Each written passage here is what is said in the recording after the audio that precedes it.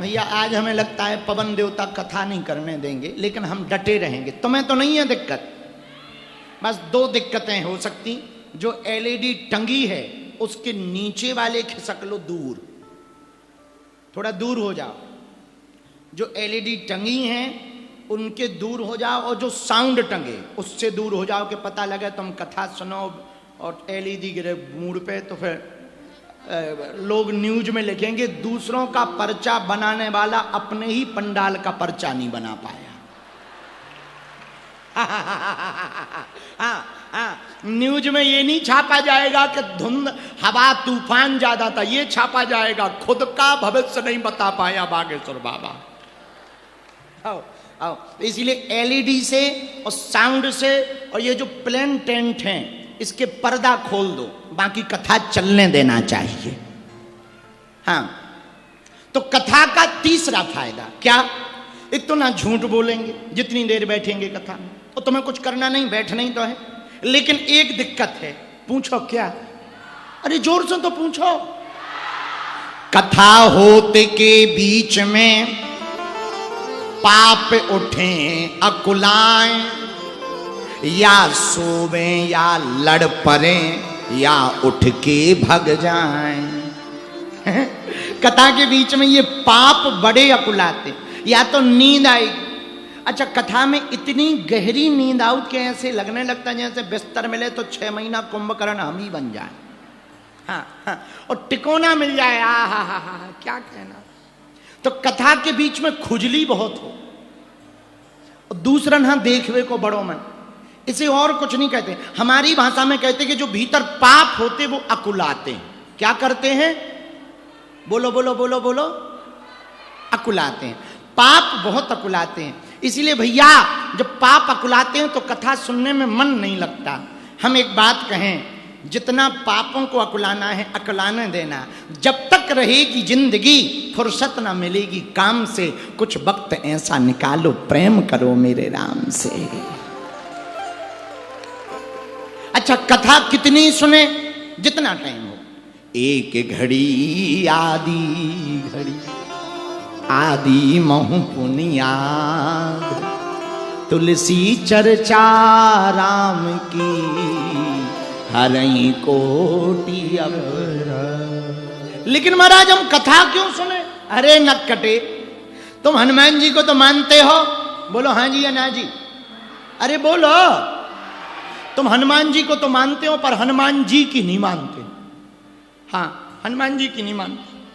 अरे हनुमान जी से सीखो, हनुमान जी को क्या प्रिय है? बब्बा क्या प्रिय है? तो तुलसीदास जी ने लिखा, हनुमान जी के लिए लिखा, प्रभु चरित्र सुने बेको रसिया, प्रभु चरित्र सुने बेको राम लखन सीता मन बसिया, राम लखन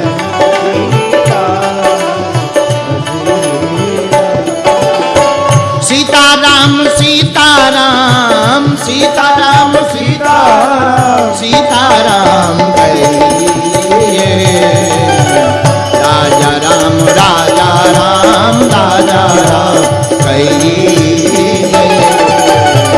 राजा राम राजा राम राजा राम कहिए। दोनों हाथ उठा के बोलो हर हर महादेव। पवन देवता चले आ रहे हैं, हनुमान जी महाराज की। जरा सेवादार, वहां एलईडी से अभी भी लोग हटे नहीं हैं, वहां के पास से जरा कुछ सेवादार चले जाओ, रिस्क लेना उचित नहीं है। वाह, जय हो प्रभु, बड़ा आनंद आ रहा है, बहुत बढ़िया है। अगर टेंट गिरने का डर ना हो तो हम तो ऐसे में ही कथा सुनाने का आनंद लेंगे। सुनो ध्यान से, सत्संग का बड़ा प्रभाव है, बड़ा असर है भैया। जो सत्संग में बैठ जाता है उसका कुसंग हट जाता है। कल नाम लंकिनी एक निश्चरी। लंकिनी कुसंग में थी। बोले किसके? बोले रावण के। लेकिन हनुमान जी मिल गए। हनुमान जी मिले तो मुठका एक महाकपि हनि, रुधिर भमत धरती डन मणि। एक मुक्का में ही उसका कुसंग बाहर निकल आ गया, सत्संग जागृत हो गया और तुरंत बोली हनुमान जी हम आपको पहचान गए, आप साधारण नहीं हो, राम जी के दूत आ गए हो। हनुमान जी बोले हम पहले भी आए थे पर बिना मुक्का खाए पहचान ही नहीं। तो लंकिनी कहती है प्रभु जब ब्रह्मा जी जा रहे थे, जब राम नहीं ब्रह्मवर दीना, चलत विरंच कहा मुहि चीन्हा। तब ब्रह्मा जी ने जाते जाते हमें कहा था बिकल होसते कप के मारे, तब जानसु निश्चर संघारे। जब किसी बंदर के मारने से बेचैनी हो जाए तब समझ जाना राम जी लंका में आने वाले हैं। अच्छा, इसका अर्थ समझो। बोलो सीताराम, जोर से बोलो। लंकिनी रावण के कुसंग के कारण संत को पहचान नहीं पाई, और ये गलती सबसे होती। कई बार हम लोग ना संत को पहचान नहीं पाते, असंत को संत मान लेते। काल नेमी जैसा असंत है, मायावी, उसके माया के चक्कर में थोड़ी देर में हनुमान जी भी विचलित हो गए। थोड़ी देर ही सही छड़े पर हनुमान जी फंसी तो गए। भैया कई बार कुसंग के चक्कर में हम लोग समझ नहीं पाते, तो कथा क्यों सुननी चाहिए? कथा है सत्संग, और सत्संग से ये दृष्टि मिलती है कि कौन संत है और कौन असंत है। इसलिए कथा से ये फायदा है। कथा से दृष्टि मिलती है कि संत कौन है, असंत कौन है। बोलो सीताराम, जोर से बोलो, जोर से बोलो। तो भैया अब समय सही है कि हम जितना भी क्षण सही भगवान के चरणों में व्यतीत करें। हमें एक भजन चेतावनी याद आ गया, कहो तो सुनाए। गाड़ी आने वाली है। अरे उठो मुसाफिर बिस्तर बांधो। बंगाल में एक महात्मा हुए, उनका नाम था माधव दास। क्या नाम था? जोर से बोलो, माधव दास। भैया माधव दास नाम के महात्मा हुए। उनका काम, घर पर जाते थे, लोगों से कुछ भोजन पानी लेते थे, पाते थे, भजन करते थे। भजनानंदी महात्मा, सीधे साधे महात्मा। एक माताजी के यहां रोज जाते थे, वो रोज गालियां देती थी। कुछ देती नहीं थी, भोजन वोजन न राशन, गाली देती। ऐसे खासे महात्मा मांग के नहीं खाए, मांग के खा रहे हो, कमा के नहीं खा सकते, मजदूरी नहीं कर सकते। चार बातें सुन। तो महात्मा का चेला रोज कहे कि आप एक बात बताओ, रोज क्यों जाते? जब वो गालियां देती है मत जाओ। महात्मा बोले हम चाहते हैं वो गालियां ना दे, कुछ दान में दे ताकि उसके द्वारा पुण्य हो जाए। तो चेला ने कहा कि उसके चक्कर में मत पड़ो, उसे पुण्य आत्मा नहीं बनना है। तो महात्मा बोले जब वो गालियां देना नहीं छोड़ सकती तो हम मांगना काहे को छोड़ दें? हैं? जब वो गालियां देना नहीं छोड़ रही, हम मांगना काहे को छोड़े? तो दूसरे दिन आप फिर गए। अगले दिन गए तो था तो कुछ नहीं, वो खड़ी हुई पुताई कर रही थी। तो पहले के जमाने में बुरुश तो होते नहीं थे, कपड़े का पोता होता था। पोता, उसे हमारे यहां पोता कहते, आपके यहां क्या कहते? पोता ही कहते। तो कपड़े का पोता था, तो वो कपड़े से पोता से पुताई कर रही थी। महात्मा जी ने आवाज लगाई भिक्षाम देही। तो आज उसे बड़ी गुस्सा आ गई कि लो फिर आ गए, रोज गाली देते हो, फिर आ गए। सो उसने लिया पोता और फेंक के मार दिया। वो महात्मा की छाती पे लगा। महात्मा ने वो पोता का कपड़ा लिया, झोली में डाल लिया। मुस्कुराते हुए माधव दास बोले संत माधव दास भी तुझको बदला देगा। सुनो मता, संत माधव दास भी तुझको बदला देगा। पोता दिया है तूने मुझको, तुझे भी पोता देगा।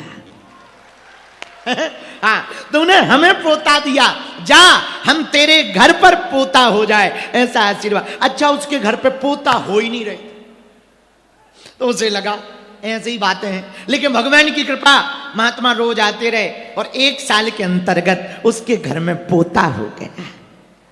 लेकिन पोता क्यों हुआ, इस पे जरा सुनो। जब कपड़े का पोता महात्मा माधव दास को दिया तो चेला ने कहा कि अब इसका क्या करोगे?